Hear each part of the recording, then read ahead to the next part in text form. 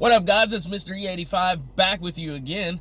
This time we're going to be discussing daily driving your Panther platform with a supercharger or a turbo as well if you're that kind of guy. Most times we're using superchargers though. Nonetheless, let's get into it.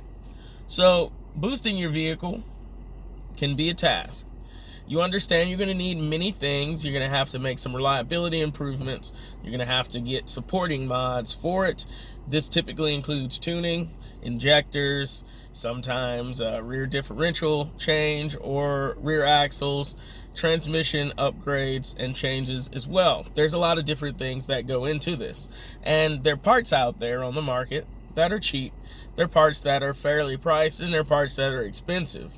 Thankfully, within our platform, Ford has provided us with most of what we need in this package for at least up to 450 horsepower, about 400 horsepower safely on the 2-valve vehicles, non-4-valve, the Marauder being the 4-valve vehicle, or if you do a 4-valve swap stock for stock, excluding Coyote swaps. With that said, you can daily drive a Panther platform vehicle with everything you need, but you have to understand a few aspects that go into this.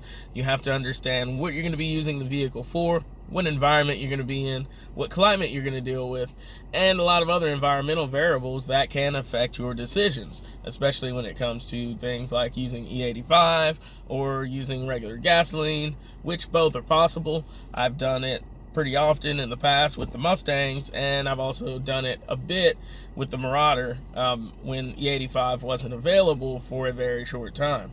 Either way, we'll get into a lot of those aspects across this series, and the series is going to be a multi-level video. So in this first episode, what we're going to talk about here is primarily what it is that you want to do with the car. What you want to do with the car is very important. And this includes, are you going to be highway driving this vehicle? Is this just a city vehicle? Is it a weekend cruiser? Is it a car show car? Is it a parking lot queen? You know, you're just doing some things that you want to do and the car is not going to go anywhere. So I've tried using this vehicle in all those types of instances, short distances, long distances, specifically to the Marauder here, and for the 2-valve and the other motor, it really makes no difference. They can deal with the same tolerance of environmental variables. Are you going to maintain AC? Are you going to maintain your heated seats? Are you going to maintain all these things? It's pretty common for people to strip a vehicle down of everything in its interior, and there's really no reason to do that, but people do choose to make that decision sometimes, and that's fine. Now, if you're going to strip the vehicle down because you're trying to strip weight or you're making this a drag vehicle, I personally don't consider this a daily driver vehicle.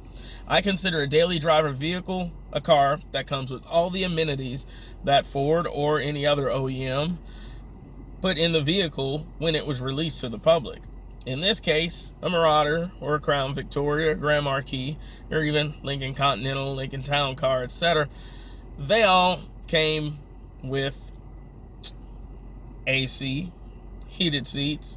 They came with a very large trim of different packages from the audio system and everything else. And these things are negligible. They don't really apply directly to it.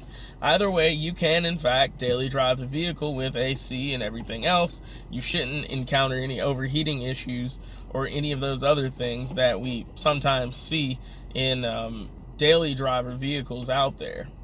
So, it's very important to make the best decision for what you want to do, because getting in the boost is expensive.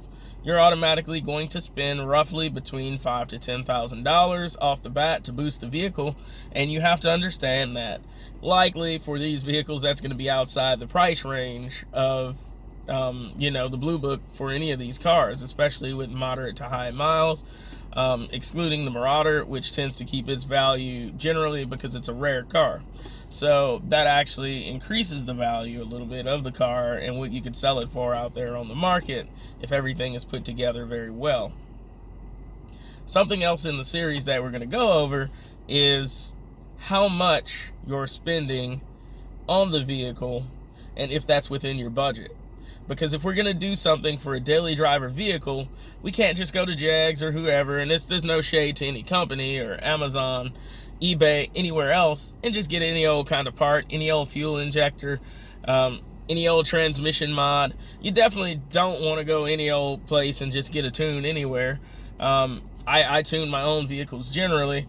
If you want a great and excellent tune out there for a public tuner who does a lot of vehicles, Marty is the place to go. Everybody knows this. You put the hashtag and you put the beam in the sky. So if you're going to get a vehicle, you need to make sure that you get a good tune, that you look over the vehicle, that you make sure it's mechanically safe and sound, and that everything is good. Because if you're going to go fast, if you're going to go a high rate of speed in these vehicles, you really need to focus on what that vehicle needs.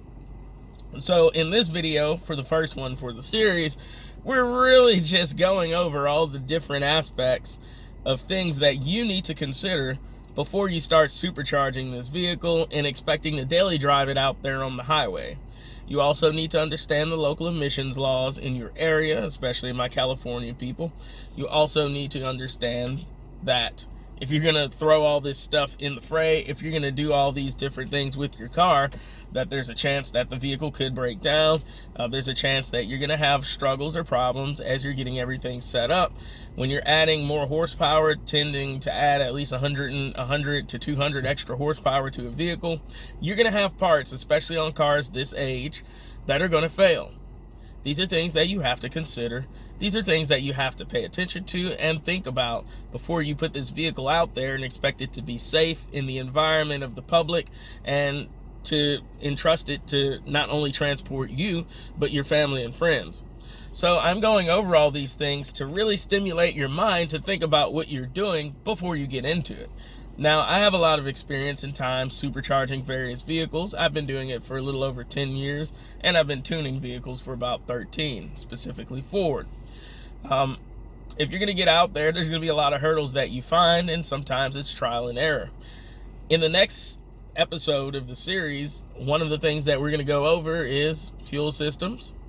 We're going to go over transmission systems. We're going to go more into detail with tuning because that's the niche here. We're going to go into fuel availability.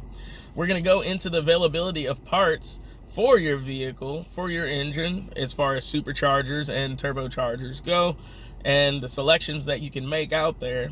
We're also going to go into different things, even down to the niche of what type of oil you're going to use in the car to make sure it stays reliable for another 50,000 miles or another entire car warranty.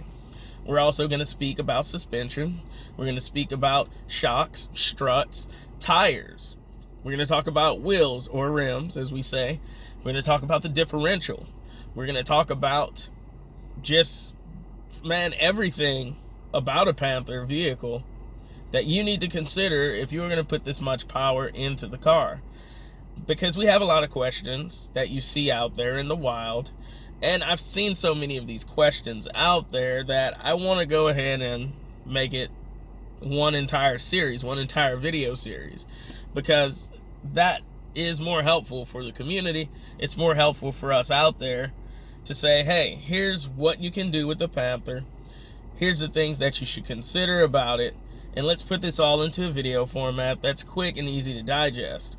Of course, it's going to be across a series of several episodes, but we just want to make sure that you understand your options out there, because the aftermarket for these vehicles, especially as a chassis platform, is limited. So you also have to ensure that the parts that you get are quality. We also have the aspect of how limited it is for some of the 2-valve parts in your options. We understand that there's some limitations there, and in some cases there aren't. And this normally goes down to exhaust systems, catalytic converters, just all the different risks that you're going to encounter. So that's the video.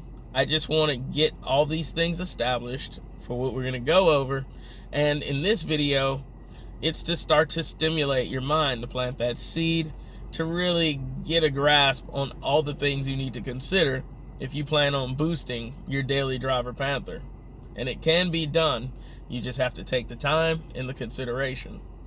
Well, I'm glad you guys tuned in here. Stay tuned for the next video.